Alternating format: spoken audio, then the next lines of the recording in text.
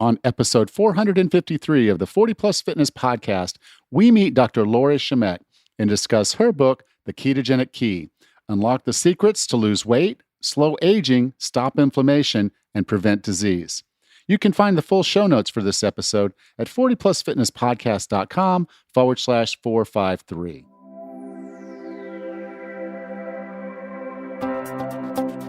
Have you decided you're ready to make a change? To reclaim your health and fitness? The 40 Plus Fitness Podcast is here for you. I'm your host, Alan Meisner. I'm an NSAM certified personal trainer with a specialization in corrective exercise and fitness nutrition. Let me be your coach as you find your way on your health and fitness journey. All right, let's go. This episode of the 40 Plus Fitness Podcast is sponsored by Real Paper. A year and a half ago, my wife and I moved to Bocas del Toro, Panama. It has opened our eyes to many things that you don't get exposed to in the United States. One is how much waste we humans create, and another is how impoverished people often live in unsanitary conditions. Real Paper is a company that's working on both of these issues. Real Paper sells toilet paper made from 100% bamboo, which grows faster, requires less water, creates more oxygen, aka less greenhouse gases, and doesn't require replanting after harvesting.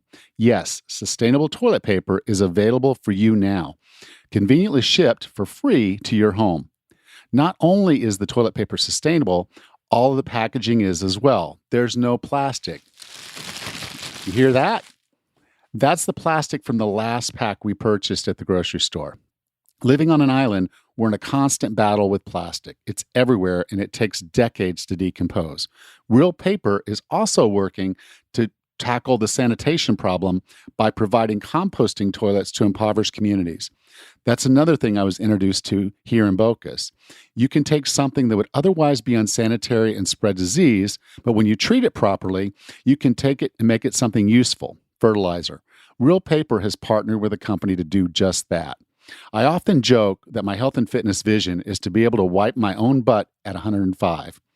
If I have any say about it, it'll be Real Paper on the toilet roll. Go to 40plusfitnesspodcast.com/TP and use the discount code 40plus. That's 40PLUS to get 25% off. We must begin treating the earth better, and you can do it by going to 40plusfitnesspodcast.com/TP and get 25% off with the discount code 40plus. Thank you for supporting the show by checking out this wonderful company. Rachel, how you doing? Great. How are you, Alan? I'm doing really good. Good. How's your week been? Good. Had a good week. Got in a couple of good runs. One was in total rain, but it was awesome. Yeah. Well, good. I actually on Monday put in 13 miles. Wow. Walking. So it was a little over 3.5 hours of walking. Wow. I loved it. Almost got hit by a truck. A friend of mine, just coming around the corner, I think he was going a little too fast, and I was wiping the sweat off my forehead because I was somewhere around mile 11, and I was just a little tired. I wasn't quite paying attention. I had my headphones on and just about smack. But, other than the initial cortisol hit that I got, it gave me a little bit more energy to finish that walk. It was a really good walk. Good. I'm glad you're okay. All right. So let's go ahead and introduce today's guest. Our guest today is a doctor in psychology with a certification as a nutritional consultant and a life coach. She's written several books, including the book we're going to talk about today, The Ketogenic Key, and she's been featured on TV, on The Doctors, on various radio shows, speaking and helping her clients, companies, and others optimize their health, reverse inflammation, and create weight loss success. With no further ado, here's Dr. Lori Shemek. Dr. Lori, welcome to 40 Plus Fitness. Hey, Alan. Thank you so much for having me. It's an honor, always. Yeah, well, I'm really excited to talk to you because it's actually been a good while since we talked. I was on your podcast. I think it was 3 years ago, maybe. 3 years ago. Yeah, a lot has changed in 3 years, hasn't it? It absolutely has. Yeah. A whole different world. Yeah. Now, your book is called The Ketogenic Key: Unlock the Secrets to Lose Weight, Slow Aging, Stop Inflammation, and Prevent Disease. That's a pretty big key. Yeah, it is. And, it's actually ketosis which promotes all of those wonderful benefits. And so, like you and I were discussing earlier, I should have named the book The Ketosis Key because it is the driving factor in all of these wonderful things like weight loss, slower aging, longevity, inflammation reduction, et cetera, et cetera. So, yeah, it's definitely the key, ketosis. So it's not just the ketogenic diet either. It's the ketogenic diet, it's intermittent fasting, it's exogenous ketones or supplementation, and exercise. And the great thing is you can do them separately or together. And if you do even two of them together, it's very powerful. Yeah, I guess I'd sit there and say I do what I call seasonal ketosis, and so I'll spend part of the year in ketosis, which I am right now, and then I'll spend a good part of the year out of ketosis because I like tailgating and drinking beer and eating crap food, and just watch a football game, and then then of course Thanksgiving and Christmas come around, and my birthday's in February.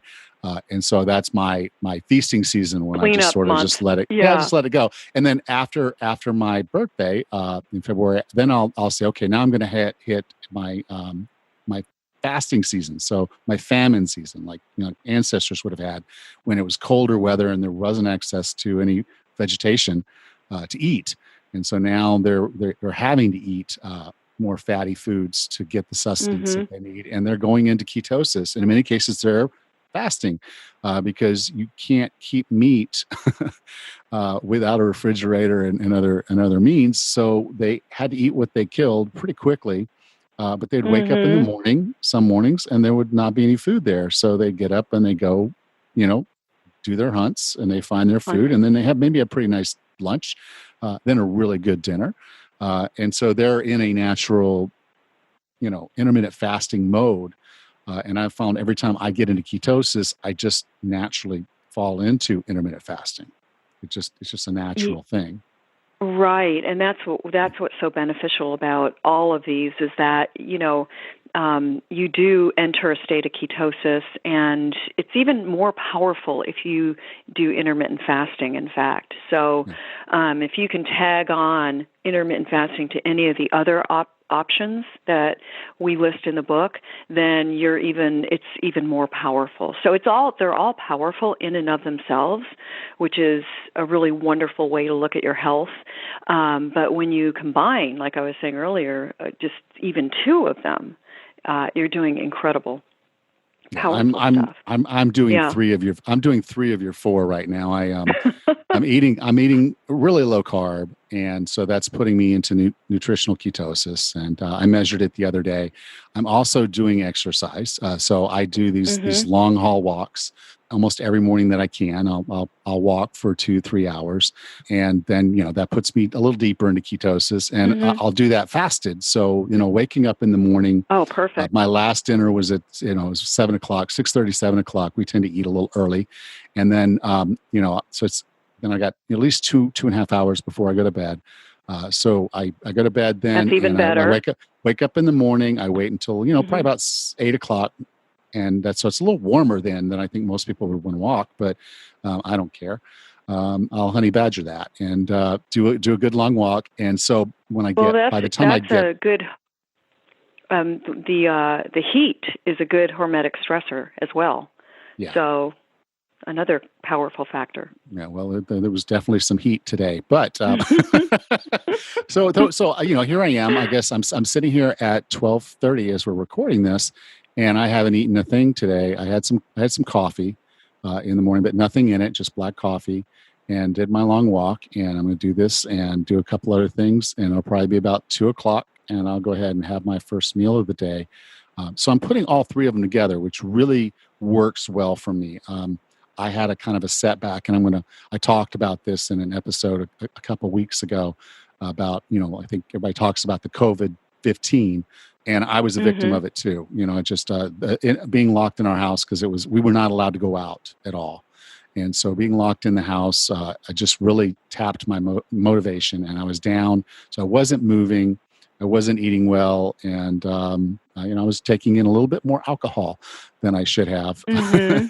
And so I Mm-hmm. put on the You are not COVID-15. alone. Yeah, It's I know. it's rampant right now. Yeah. Yeah, and it's better in the States. It's better. I think the world at large is getting a little bit better with COVID, but yeah, it's rougher in some areas. But nonetheless, many people have paid the price in one way or another with this horrible virus. So, yeah, and that's the irony of the thing is that in order to get through it in a healthful way, we want to be, we want our immune to be stronger, and we do have that innate immunity, but with the, I guess, emotional eating and the lack of exercise, it puts us down a notch in terms of our immune strength. So it's a tough road. Yeah. So enter the picture nutritional ketosis, and Mm-hmm. I'm happy to say that I started really eating low carb in May 1st, and since May 1st, I have lost all of that and more. So now I'm into my Wow. because I kind of pushed off. I didn't do my famine season when I had planned to because of everything that was going on with the issues and all that, and then getting locked in. I was like, so that just didn't happen the way it would have normally happened for me when I got around to February. So I stepped up and said, okay, here I am in May. I need to start now, and I started. And I've been generally in and out of ketosis for the last couple months, and then this last Monday or so, I said, okay, that's it. I'm going deep, and that's when I started, putting together those three.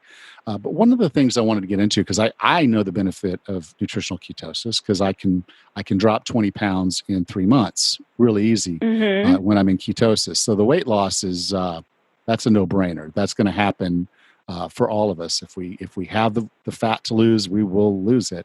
But I tried exogenous ketones when they first started coming out, Mm-hmm. and they were nasty. They were horrible. Yes, I know, right? Oh, I've heard some names you don't want to hear. Oh The way they yeah, taste. I was like, okay, Thank God I've never had to try it. and I've so had the delicious ones, right? okay, yeah. Well, no, so I Yeah. tried them. I tried them when they first Uh-huh. started coming out, and I was like, oh my God. And I said, okay, well, I need to do this. I want to try it. It's an experiment. I'm on the podcast and I want to be able to Uh-huh. talk about them. And then, I was thinking, okay, that really the concern I had was if you start doing a ketogenic diet and your body's not used to using ketones, then you're peeing them out. And that's why we're able to measure them with the urine stick. So my concern was if I just throw exogenous ketones on my body as a sugar burner, aren't I going to do the same thing? So I was really concerned about whether had spent, because they were expensive also. Right. So I spent a lot of money on something that was really nasty, and other than saying maybe it would help me transition to keto, or if I were doing a long distance endurance sport, then exogenous ketones would seem to make sense. But in the book, you put forward a case that it's even better than that. That there's a lot of use cases for them. Can you talk about that? Yeah, and that's the thing. When you use supplemental ketones, it really does put you into a state of ketosis within 30 minutes. That's the advantage. The problem is it doesn't stick around as long as if you were to be, say, on a ketogenic diet, right? And so this is really one of the wonderful things about ketones in terms of beta-hydroxybutyrate, BHB as it's referred to often. This ketone is powerful in that it can really mitigate all sorts of inflammatory conditions and other areas in terms of optimizing your health. So what we want to do is we want to up-level our our physical fitness, our ability to utilize these ketones. And when you become metabolically flexible, and even if you're not, you're still utilizing them, right? Your body really loves ketones.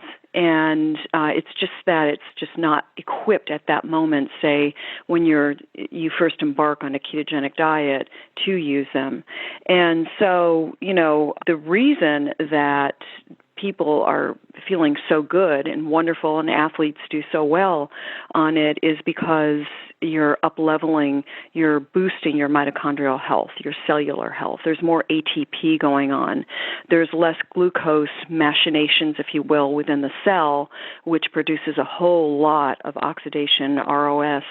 And that means it's similar to like a car, an electric car, which burns clean versus a gasoline-powered car, which burns dirty exhaust, right? That's what happens when you burn glucose. But when you burn ketones for fuel, you have a better form of energy, a more therapeutic, if you will, form of energy that really optimizes every part of your health, including brain health.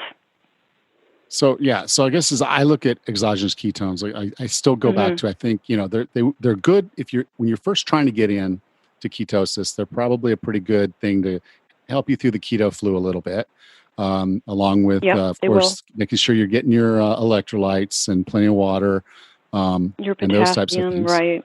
Magnesium. So I have the supplements and all that to try to make sure, particularly as I go into this losing my water, that I'm gonna be cool. I also, like I said, if you're an endurance athlete, I think there's a lot of benefit to having them because at some level, in a long distance thing. But I you guess have to be careful because now if it's for example, it's a high energy sport, one that, say high intensity interval training or something, you have to be careful in terms of, hitting that wall, if you will. But if it's an endurance sport, you're really good to go. Part of the reason is this steady state of energy that we have when we're using the supplemental ketones. We don't have that spike in blood sugar, so it keeps our glucose stable. And I'm not sure if you're aware that the Tour de France, there was one team that used exogenous ketones, and they did it was an incredible win using these ketones. And so that was in 2018, and then in 2019, a large number of these teams were using them. So there's still the competitive factor, but nonetheless, that first 28 go-round, that team won simply with the exogenous ketones. And that's what I was saying. When I was training heavy, I was trying to get ready for a Spartan. I hired a coach, and I go in there, and the cool thing was, of course, he's a fitness geek, and I'm a fitness geek, and I'm going to be working out. And he's training me. He's like, you don't really need a trainer, and I'm like, absolutely need a trainer. And he says, well, you know more about this stuff than I do. And I said, well, so give me a program. Let's talk about the programming, and let's talk about what's going on. And so, he's trying to use. And let me nutrition. tweak it for you. Yeah, well, I did very little tweaking. I actually did his program. It was built a little bit more towards the being a 20-year-old than I would normally have done, but it was still cool. And but we were talking about me being in ketosis, and he was like, "Well, why are you doing that? You need the carbs to be able to get through the workout." I'm like, I can get through the workout just fine. I said, I'm going to probably, and I did. If I do a heavy deadlift session, because I'm not relying on APT for energy, I huff and puff. I get exhausted because it's that exertion that I go through, and a good set of 10 on the deadlift is going to take me past 30 seconds. And so that is a struggle. Even exogenous ketones would not push me past that struggle with the weightlifting the way I was doing it, very heavy, and because it was very heavy, very slow. So, I understood that being in ketosis kind of put me at a disadvantage for that, but I could still push through every set, and I got really, really strong anyway, because I also didn't have to deal with inflammation or any of the other things that were going on. Yeah, and that's exactly true. It really is. The bottom line is that ketones really offer the average athlete, right, a lot of benefit. And like, you just mentioned the inflammation, which we can get into in a little while if you want. But it gives you these exogenous ketones give you more energy, mental clarity, focus. And we make our own. If you're on the ketogenic diet, we have endogenous ketones, meaning they come from within, right? And so when you combine the two, it's really amazing the amount of energy you have. But I would venture to say that even if you were taking ketones with your powerlifting, it helped you in some way because they really do help create more ATP within the mitochondria. Yeah, and I would say if it was helping me with anything, it was the fact that my total workout time was an hour. And while it might have been in sprints of, deadlift and go, and then I'm breathing heavy, when I got into the lighter lifts later, I still had the energy, and those were less like that. And so, yeah, I absolutely agree that it helped. But I actually think probably the best benefit, and we'll get, like I said, I do want to get into it, is inflammation. Because every time we talk about a chronic disease, heart disease, cancer, diabetes, Alzheimer's, Parkinson's, you keep going on, and they take you back to the beginning, and the beginning is chronic inflammation. And you called it silent inflammation. And I actually like that because it's scarier. It is, isn't it? Yeah. Yeah. What causes silent inflammation, and how does the ketogenic diet help us address it? So I'll just start off by talking about the two different types of inflammation. And the first type is called acute inflammation. And it's not so cute because it hurts, it's uncomfortable, it's that sprained black and blue swollen ankle, it's that cut on the finger, it's that terrible sunburn or awful head cold, right? So that is acute inflammation. We need it in order to heal. Without it, we're sitting ducks, really. So let's take that cut on the finger. When you cut your finger, an enormous amount of inflammatory molecules are released, and soldiers, if you will, rush to the site to repair the wound. They repair the wound heals, the soldiers go away, the inflammation goes away, and all is well. So that's acute inflammation, and yes, we need it, even though it seems unreasonable because it doesn't feel good, but we need it. So then the next type of inflammation is silent or chronic inflammation. And the name silent really suggests danger, doesn't it? Because we don't know it's there until the symptoms start to occur. And so 75% of all Americans are walking around with silent inflammation and don't even know it. It is really a sad situation, really, but it is the core underlying cause of most illness, disease, faster aging, and weight gain. And you can look at silent inflammation as like having a sore on the inside of your body that never heals unless you intervene. And unlike acute inflammation, which emits just a trickle of inflammatory molecules, silent inflammation emits just acute inflammation emits an enormous amount. Silent inflammation emits just a trickle, okay? And so you would think, well, this is better, right?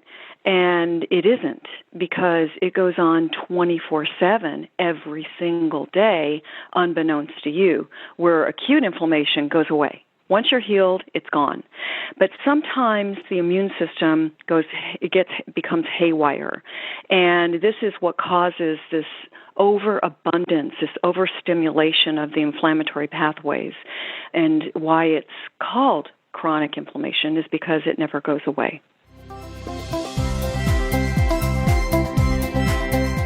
This episode of the 40 Plus Fitness Podcast is sponsored by Vault Health. Guys, we need to discuss the elephant in the room. Most of us really struggle to manage certain health issues, especially when it affects things we don't want to talk about, like our libido and vitality. Yes, I'm talking about low T. Did you know that 40% of men over 40 suffer from low T? Low T can cause weight gain, loss of muscle mass, ED, fatigue and poor sleep, low energy, and depression. These can completely dismantle any efforts you're making to be healthy and fit. If you're dealing with one or more of these, it's worth booking a free online consultation with a Vault physician at 40plusfitnesspodcast.com/Vault. Vault is all about discretion. After your free consultation and you agree you want treatment, they'll send a phlebotomist to your home to do a blood draw.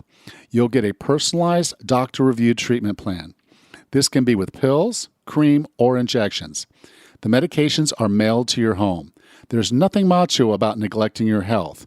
If you live in the United States and you're struggling, it's worth learning more at Vault Health. Go to 40plusfitnesspodcast.com/vault today. That's 40plusfitnesspodcast.com/vault. Now, whenever you bring up the ketogenic diet around someone that really hasn't heard about it, or they've heard about it, but they've heard it's deadly, it's going to kill you, you shouldn't be doing that because that's the worst way to eat, because it doesn't buy into the fat is bad mantra. But the reality of it is that when we eat a ketogenic diet, it actually can help improve the ratios and the things that we should be most concerned about when we're talking about fat and cholesterol. Can you get into that? Yes, and I'd also like to address the inflammation factor that the ketogenic diet reduces inflammation in the body. It actually reverses inflammation, and that's because we are signaling NFR2, that is the master regulator of antioxidant signaling within the body, right? And the ketogenic diet prevents the NLRP3 inflammasome from doing its dirty work within the cell. So it's just a very, very important way to eat, and a lot of people have misunderstood its benefits. They hear the word ketosis and they think it's ketoacidosis, which is a very harmful effect that happens to people who have diabetes and go into a state of ketoacidosis. So it's much different. But yes, so the fat and the cholesterol, all of that has really been misunderstood. In fact, the ketogenic diet improves HDL and triglycerides. And this, this is due, the improved HDL is due to a reduction in triglycerides that are created within the liver, which is a really good thing. You want a low triglyceride level for heart health, right? Triglycerides really alert you to inflammation in your body. And if it's high, then you know that you need to do something different. And so they're an indication of your heart health as well. And there's the HDL triglyceride ratio that you can do if it's 1 or under, you're good to go. If it's higher than 1, you need to do some work. But there's also an increase in LDL, which happens to some people on the ketogenic diet, but generally it's not the LP little a form, which is or can be the most harmful. So it's the big fluffy cholesterol that's roaming around versus the little ones, the little dense lipoproteins. So that is part of the reason that the ketogenic diet is so great for your heart health. And, there's also the misunderstanding about people think the ketogenic diet is a high protein diet when in fact it's a moderate protein diet. And, they're afraid of eating eggs, they're afraid of saturated fat. And it's really sad because we've, really you found out that there was a researcher, his name was Ansel Keys, and he did a 7-country study and cherry-picked the data, right? So blamed everything on saturated fat versus what really is causing the heart conditions, heart disease with people, we now know is the overconsumption of carbohydrates, especially refined sugar. And you know me, Alan, I really recommend people stop eating sugar, eliminate it from your diet. And so it's the sugar, the processed simple carbohydrates, but it is not the saturated fat. In fact, there was a study, I don't know if you recall, it was called the PURE study. It was published in The Lancet in 2017, and it studied over 135,000 people across 18 different countries, and it turned out that those who ate the least saturated fat had the highest amount of heart disease and mortality. And those who ate the most saturated fat, of course, then had the lowest rates of stroke and heart disease. So right there, you see it's a large study, and you see the correlation or the amount of health with saturated fat. And so eggs were demonized and still are demonized. Saturated fat is still demonized, but I think they're starting to come into their own. People are starting to understand. And even reputable, high-ranking health experts in cardiology are saying, yep, saturated fat is necessary for heart health, in fact. And we do know that every time you take a bite of an inflammatory food, sugar, refined flours, etc., processed junk foods, crackers, cakes, cookies, that you are creating inflammation. And that's unfortunately sad, because what's happening is from a cellular level, you are harming the mitochondria within the cell. The more mitochondria you have, the healthier they are, the healthier you are in every way. And so you see people who are older and frail. They have very little mitochondria going on. Okay, they're not really healthy mitochondria. And so if you're tired all the time, that's a sign that maybe you need to start boosting your mitochondrial health, your cellular health. Yeah, unfortunately, the signal of fatigue is go eat some more sugar.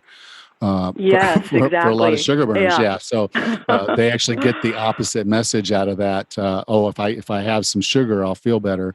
And they get the dopamine and they feel good, but it's not really helping. And I'm a perfect example of when I check my cholesterol and triglycerides is when I'm in ketosis, my HDL triglyceride ratio is off the charts good. Even though my total cholesterol is high. So I'm one of those responders that, yes, my LDL goes up, but it only goes up about 30 points. But my triglycerides I can get them down to 50.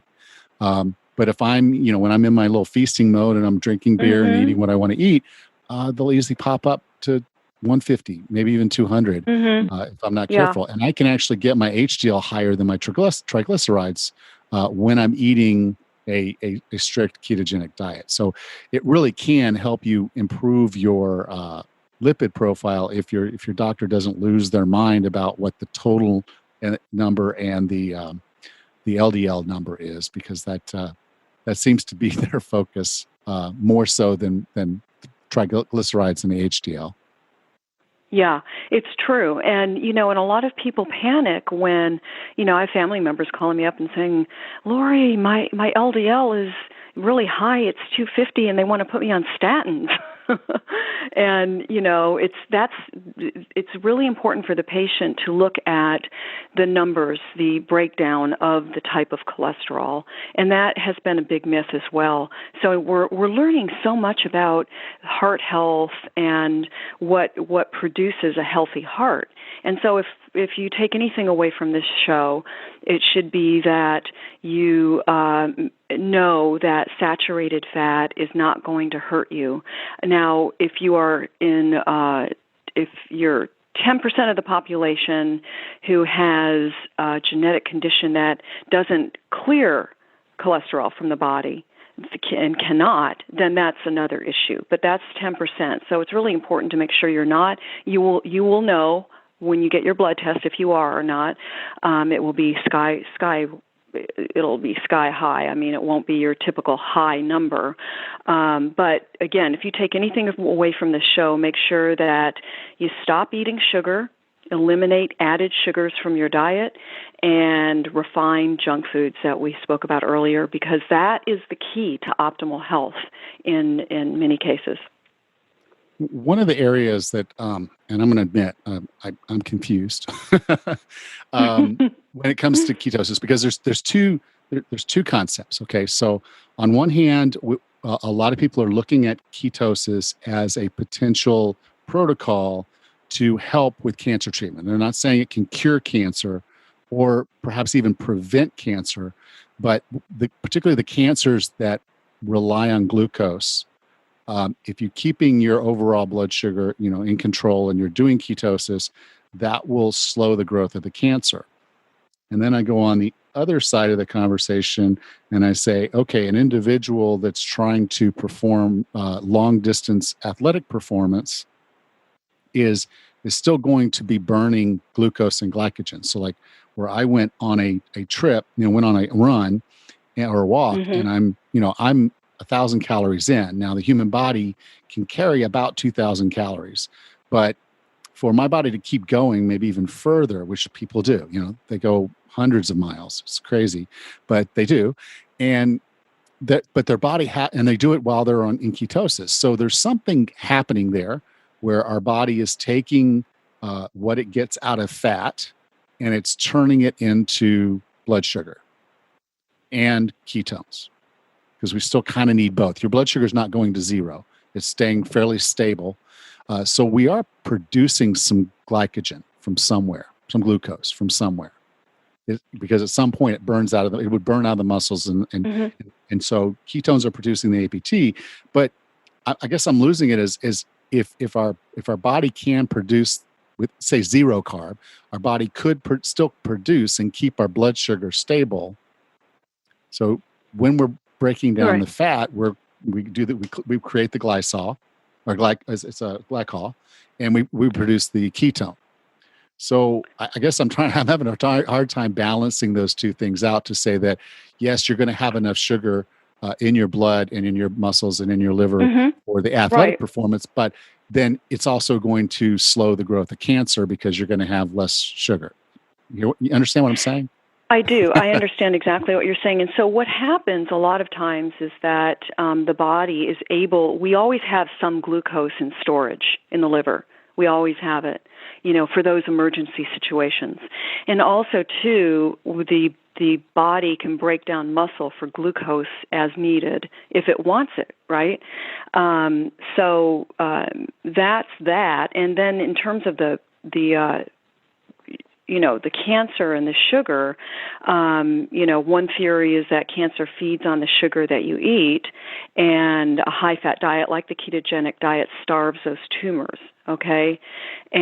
But one thing is for sure, that you are, with ketones in the mix, you are definitely balancing, you're creating cellular homeostasis, right?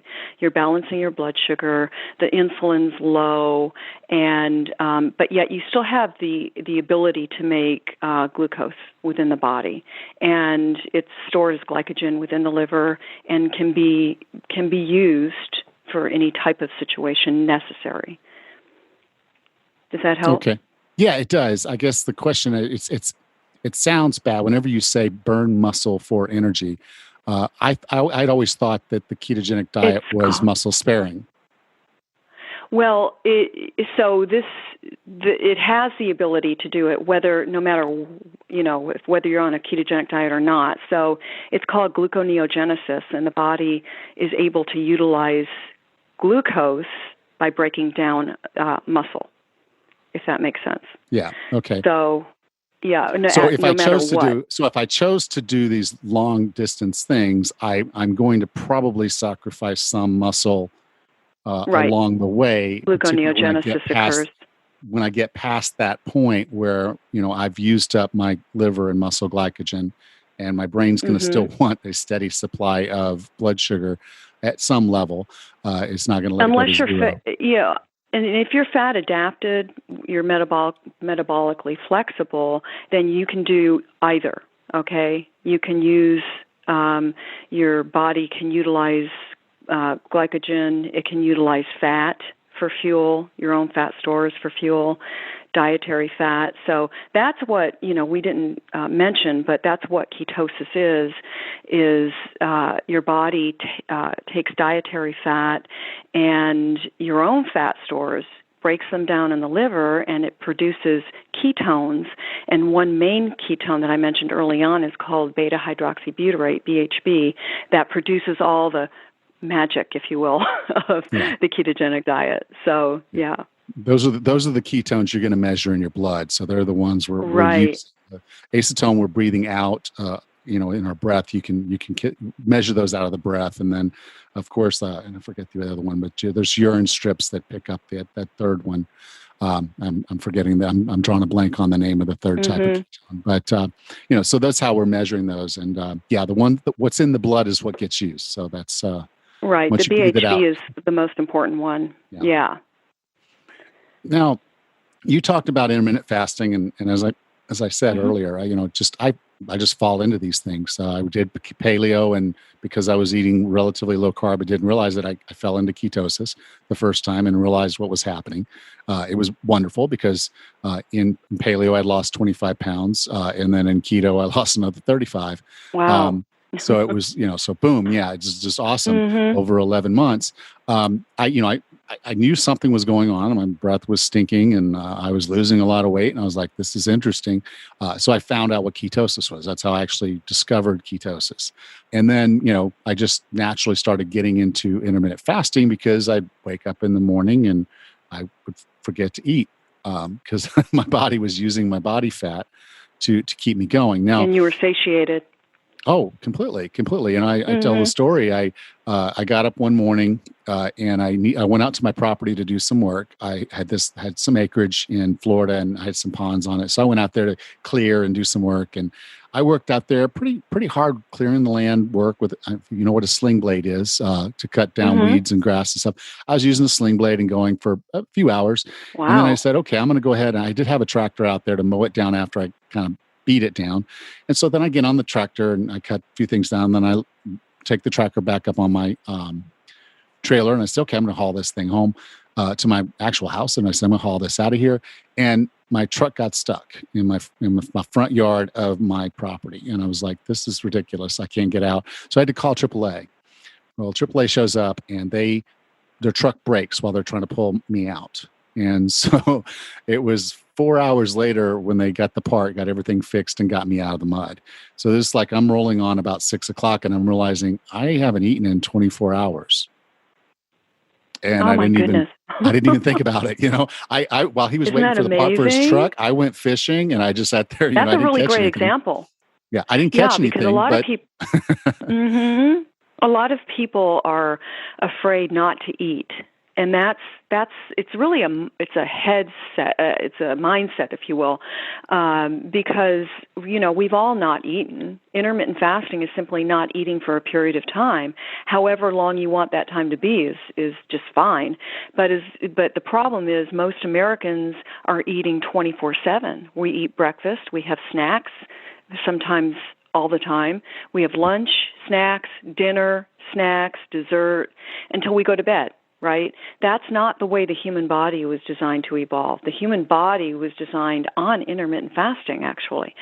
So during those periods of time when you're not eating is when all the magic happens, because this gives the body time to do the things, the cellular cleanup, if you will, that it normally can't do while it's processing your food. The digestive process takes up a lot of energy, most of the energy outside of brain function in the body. And so when we don't eat, this allows our cells to go into cleanup mode, and it's called autophagy, and that's cellular housekeeping, essentially. It breaks down things. It's autophagy really means self-eating, meaning that it can, get rid of dying cells. It can remodel cellular parts. It can just really improve mitochondrial health, which we talked about before. And for those of you that don't know what mitochondria are or don't remember, they're little tiny organelles in the cells of our body that are crucial and vital, not only to keep us alive, but to keep us healthy as well. So as we age, these little organelles, these mitochondria, they begin to falter. They begin to lose their robustness, their health, and we lose the number of them. This just happens naturally as we age, right? Unless we intervene and do something about it. Well, intermittent fasting does this. The healthier you are, the better mitochondrial health you have. And intermittent fasting does this. The Ketogenic Diet does this. Exogenous ketones, supplemental ketones do this. And exercise does this very effectively as well. So those are the 4 options you have that I talk about in my book, The Ketogenic Key, to get into ketosis. And that's what you want. So intermittent fasting is an easy way, because if you don't like the ketogenic diet and you don't like to go very low carb, which, by the way, is 50 grams or less, 25 grams or less for even deeper ketosis, you don't have to. You can do intermittent fasting and then eat your carbs later, okay? So that's what is so wonderful about intermittent fasting, why I'm such a big fan of it. Yeah. Now, one of the things that I did have a question about is because I was interviewing someone else, and he mentioned fasting and autophagy, and we got into it. And his opinion, I guess, I haven't really seen any science on this, is that intermittent fasting wasn't long enough to actually create autophagy, that you had to really kind of be fasting 2 or more days before you'd really start to see those benefits. But so does intermittent fasting really get us that far? Intermittent fasting does, and so you go into some autophagy while you sleep for 8 hours. There's some you do if you desire to fast for, you extend your breakfast, say, by 2 hours. You're going to incorporate more of it, but the sweet spot is really about 16 to 18 hours is when autophagy kicks in. But he's talking about deep autophagy. When you get into deep autophagy, this literally resets your metabolism. It resets your cellular health. So if you fast for 24 hours or longer, then you're really doing a great benefit for your body.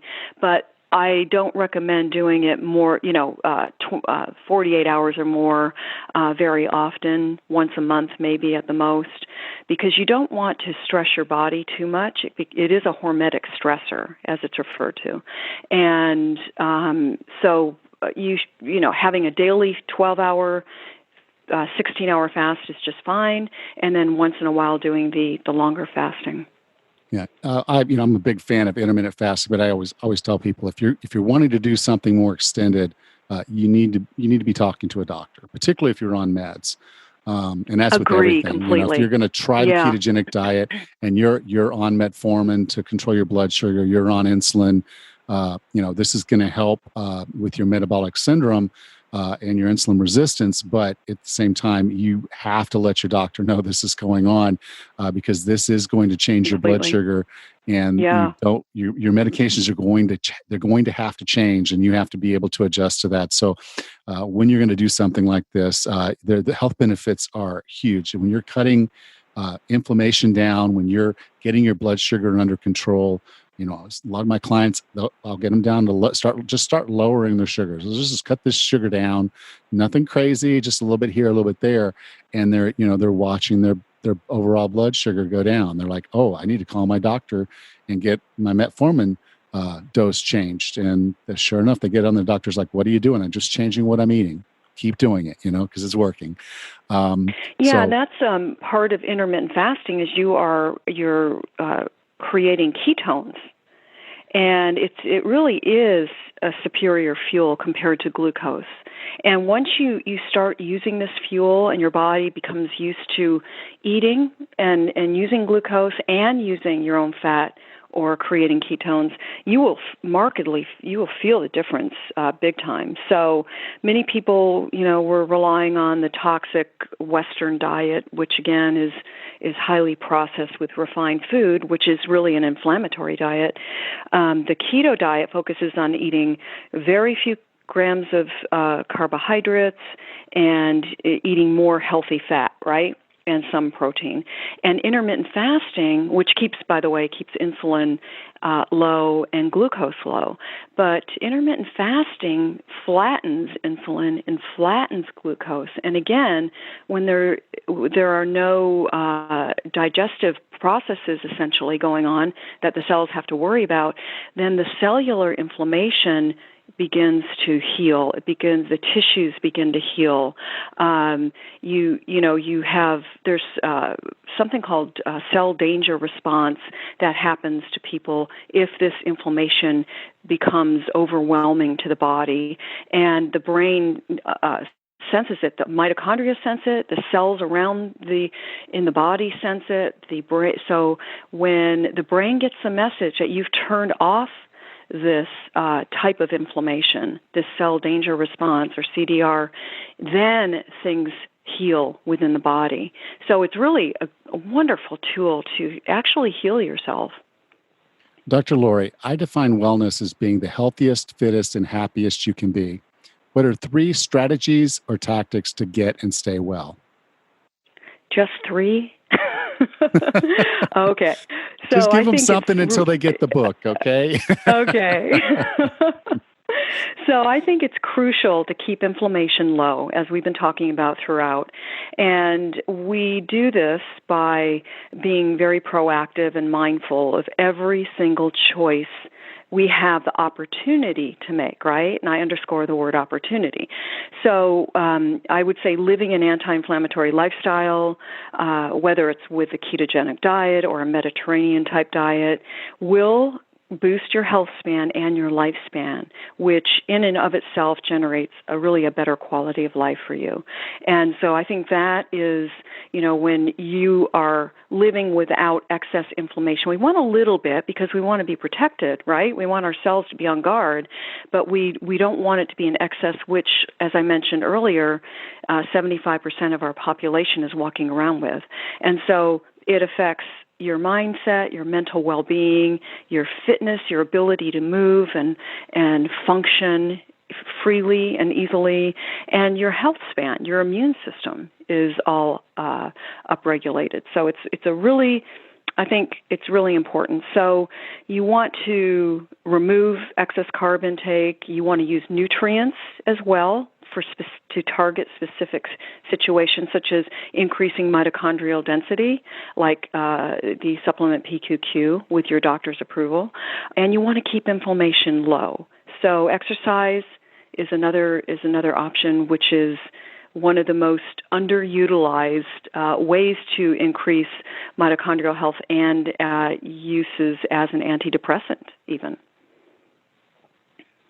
My 2 cents. Thanks. Thank you, Dr. Lori. If someone wanted to learn more about you, learn more about the book, The Ketogenic Key, where would you like for me to send them? I would love for your listeners to go to Amazon. On Amazon, you'll find all my books there, including this last one called The Ketogenic Key. And I think you'll find it a wonderful tool to help optimize your health and life as well. You can go to 40plusfitnesspodcast.com/453, and I'll be sure to have the links to the books there. Dr. Lori, thank you for being a part of 40 Plus Fitness. Thank you so much. Really, it's been fun. All right, Rachel. Now, you're one of the unique people that does endurance running and you do keto. That used to not be a thing. We used to carb up the night before, is how much pasta can you shove in your mouth. You get up in the morning and you make sure you're still eating carbs, and you carry carbs with you in these little packets. Or when it first came out, it was these bars that were really hard to chew when your mouth was dry. So true. But you're able to do endurance work and not have to worry so much with fuel. That's true. I've been keto for about 2 years now, a little over 2 years now, and it's helped my endurance quite a bit. I can tell you I could probably run 15 miles fasted. Well, just on a cup of coffee. I drink coffee every morning, no matter what. But I think the longest I've gone without needing any fuel has been 15 miles. But I don't do that on a regular basis. On a long run day, I will eat something before I go out. But that's been one of the huge benefits of keto, is not relying on a constant sugar load throughout a long day. Yeah. And, we talked about exogenous ketones and other things that you can use. So there are some strategies that you can put into it. But and I think I've said this before, if you're going to try a strategy for a race, do it on your long runs. Practice it, practice it, That's practice it. right. Make Absolutely. sure your body's going to react the way you want to. I'm good to go for a good long time without fuel. That fasted walk I did on Monday. The 13-mile walk I did on Monday, I did it completely fasted. Wow. When I came home, I took a nap because that was from, roughly I was going from about 8 o'clock in the morning until close to noon. By the time I stopped sweating and got a shower, and then I just went ahead and took a little nap, about an hour or so, got a good sleep cycle in, and then boom, I'm bouncing up, ready to eat, and feeling like I earned it. Fantastic. Isn't that incredible? Yeah. That is something. And so, I'd kind of fallen off of the wagon, I guess, as you will. I normally do a seasonal ketosis, and I'm actually going to have an episode on that coming up in a couple weeks, a couple weeks, I guess. And I will normally go into a famine mode for this time of the year around February. So I would have started around February, but with the pandemic and the stress and everything that was going on around that time, like closing my gym and hoping I'd get to reopen it, just not knowing a lot of things. I didn't. I kept feasting and put on the COVID-15, So now we're going into the period of time when I would normally go into a feasting season, but I'm not ready to do that right now.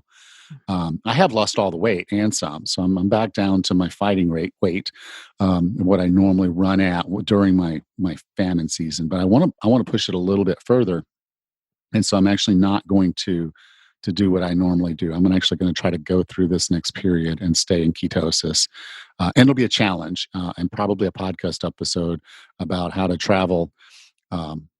In keto, because I'm going to be traveling back to the States. Looks like they're going to be opening things up here to let us travel home and back. They keep changing the rules, so we won't know till we get on the plane what we're supposed to do, and hope that we did it right. But I'm going to try to do the holiday season in the United States, traveling around, and try to make sure I stay in ketosis that time. So food choices will be a tough selection, just because there's a lot of foods that come out in the fall that we just really, really tend to enjoy and want. And many times they don't really fit our eating style. That's right. And it's hard to eat out unless you know the menu really well. It'll be a good experiment, and I'm looking forward to hearing what you experience with that. Well, like everything, it comes down to being prepared. Plan, and plan some more.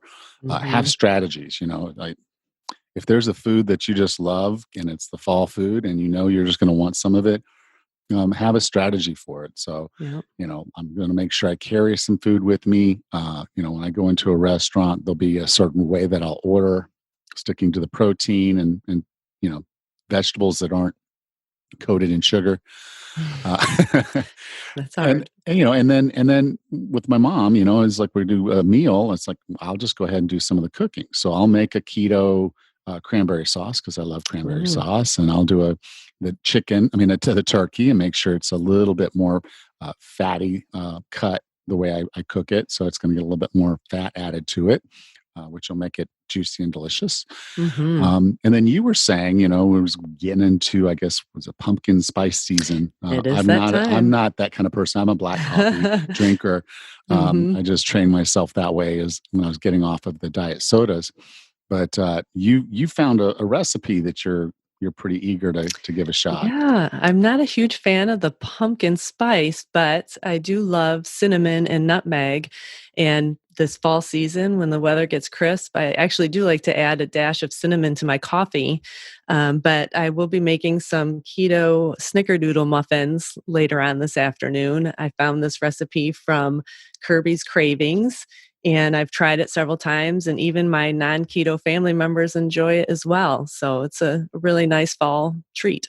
Well, good. We'll have a link in the show notes so you can find that. Just scan to the back of the show notes section, and you will be sure to make sure that a link to that recipe is there. Absolutely. Yep. Cool.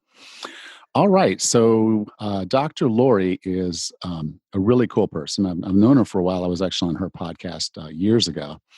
And, so glad to see her out and writing this book, because I think it was an awesome book. And I really enjoyed the conversation with her, because I think, we don't equate keto with much in the athletic field. We think of it in terms of, oh, I want to lose weight, or, oh, I've got diabetes and therefore I need to cut my sugar. And then keto gets the bad rap, and it's partially, I think it's partially deserved, because the initial people that were pushing keto kept talking about bacon. Yes. And I'm like, it's not the bacon diet. Stop with the bacon. It's not bacon, and bacon's fine. It's a condiment. It's something you have with your eggs. Eggs is the main entree, and then the bacon just happens to be something you have on the side. Don't fill your plate up with bacon and then have a little bit of egg. That's not the way this is supposed to work. That's right. But I think people are upset with, they don't know, because they've been told for decades to stay away from the saturated fat, that it's going to kill you. But the science is coming out now is unrefutable. It's the sugar that's killing you.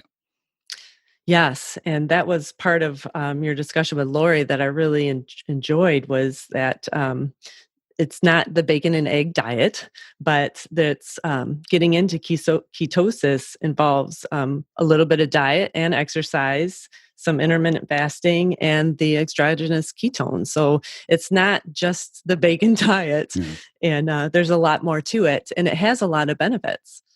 Yeah, and I'd say if you're looking at it as a protocol, so if we're talking about diabetes, or we're talking about Alzheimer's or epilepsy and those types of things, then I do think there's a good place for the endogenous ketones. But just like I'll say with supplements, just like I'll say with medications, and same thing with this, that's not food.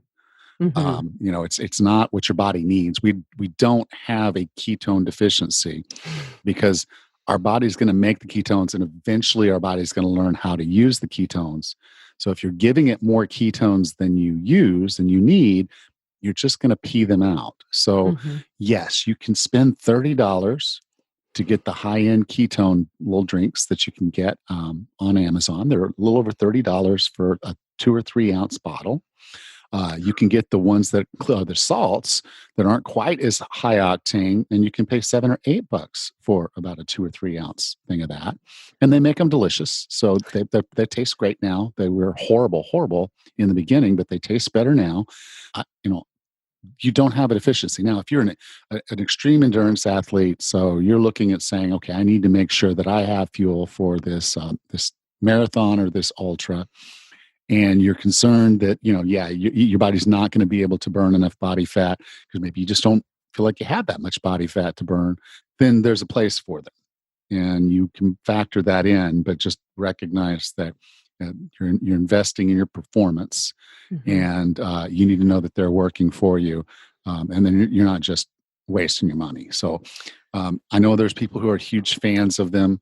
It was interesting that Dr. Lori was a fan, because she's not selling them. Most of the big touting fans are the ones that are actually making them, and they're telling you how wonderful they are.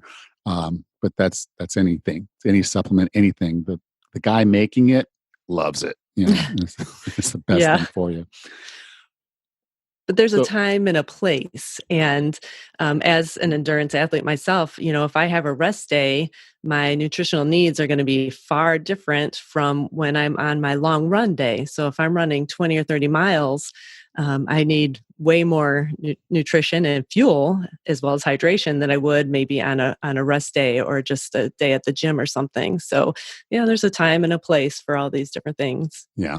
And I look at exogenous ketones, and I can't help but kind of lump them in with the term biohacking. How do we hack this? How do we hack that? And the human body was not meant to be hacked. It was meant to be treated well, nurtured and babied, and given what it actually needs on a regular basis. And when you're doing that, you've made up 95% of you being optimal.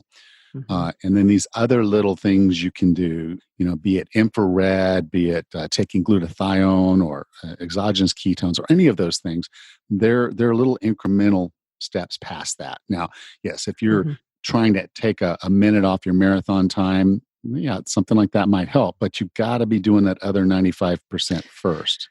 For sure. Yeah, you got to put the work in, Yeah. get the muscles ready. Yeah, there's a lot to it than just what you're going to eat or drink that day. Yeah, because it's not like I'm just going to go and take some endogenous ketones and run a marathon. Hmm. It's just not going to happen. I can definitely walk a half right now, but and I could probably jog or run a half if I put my mind to it. Oh, I'm sure. But I'm not going to just sit there and start taking a supplement or taking something like this and becoming a super athlete. Right. But just the cool thing about keto, and it's just something to pay attention to, is the science is coming out, and there's more and more of it, that you can use ketosis as a protocol to cut down the inflammation. Hmm. And I think that's the core of it. What is getting us sick is the food and the things we're doing to our body that's Hmm. creating inflammation. And Absolutely. the more we can heal our body by getting the proper rest, stress management, diet, exercise, the more we can get ourselves in balance in pretty much those 4 areas. And then relationships and family and everything else, just get all of that balanced out and working for you. Hmm. And you're going to make up that 95%. And then at that point, you can make some decisions if you want to do the tweaking and twisting of knobs and just, play mad scientist with your body. Hmm. Then that's when it makes sense. Yeah, absolutely. I was resistant to try the ketogenic diet initially, but about 3 years ago, I had a pretty bad ankle injury and I had a tendinosis. So I had this inflamed tendon, and I was researching everything I could do to get my ankle back into shape. And the more I read about the ketogenic diet and reducing that inflammation, I thought, well, what's the harm? I'd give it a try and see how it goes. And 2 years later, I'm still doing it Yeah. and feeling better. Yeah, and the core reason I do seasonal ketosis is the reason a lot of people don't do ketosis at all. They'll sit there and say, "Oh, it's unsustainable." I like beer. Um, Hmm. and if I have a beer or 2 beers, I'm going to fall out of ketosis. And Sure. if I'm doing that, a few times a week as I'm, going to football games and watching football, because, they, of course, there's a football game on Sunday, there's a football game on Monday, there's a football game on Thursday, then there's another one on Friday, then there's one on Saturday. And let's start the week all over again. I'm going to have a few beers during the season. Well, I guess I'm not this season, but normally I would. And then we roll right on into Mhm. Thanksgiving or Halloween, Thanksgiving, Yeah. Christmas, and all the parties in between. New Hmm. Year's Eve, and then my birthday is right around the same week as the Super Bowl. So we just roll into that part of the year. That's just too much for me to sit there and constantly tell myself no, no, no, Right. because it just feels restrictive. Sure. And that's the reason a lot of people fail at diets is diets are restrictive. But if you have a program like ketosis and you know how you're going to manage it and when you're going to Hmm. manage it, and you're not completely tied in the fact that your ketones have to measure 1.5 every time you do it, um, Hmm. then it becomes just a really good, easy, sustainable way to eat. And you get this huge amount of freedom because, like you said, you go on a long training run, you don't have to carry packets of goo with you. That's right. You can just go do the run, have a Yeah. little bit before and just go do the run. And when you get done, all you had to really worry about on the run was hydration, Hmm. Yep. and you Absolutely. don't have to do all this extra stuff, stop at a fast food restaurant along the way Yeah. just to get it That's done. right. Hmm. It does gives me a lot of freedom, but it's also for me, it's still an easy way of eating. And you mentioned Thanksgiving. It's my favorite eating day of the year. I love everything having to do with Thanksgiving. And my parents and my husband, they're fantastic cooks. But we've had keto Thanksgiving the last 2 years, and it's been just as delicious as any other Thanksgiving meal I've ever had. So I mean, Cool. it's totally possible to still eat the foods you love, just making them a little bit more healthier than normal. Cool. Well, I'm gonna challenge you then. Hmm. Okay. We're coming up. We're going into this fall season, and we're coming up Hmm. on the Thanksgiving season soon. So why don't we do an episode where we're at the end of an episode where we do keto recipes. We drop a Sure. couple Thanksgiving keto recipes on folks, so they'll have some things they can fall back on. Absolutely. That Okay. would be So great. so that's my challenge. Get your favorite keto recipe together for Thanksgiving, one or two of them. And then when we get into October, November, we'll start sharing some of those recipes. Sounds great, and I'm on it. All right. Well, let's just say goodbye, and we'll talk next week. Okay, Rachel? All right, take care. Next time on the 40 Plus Fitness podcast, we meet Dr. John Jaquish and discuss his book, Weightlifting is a Waste of Time. So is cardio, and there's a better way to have the body you want. Until then, have a happy and healthy week.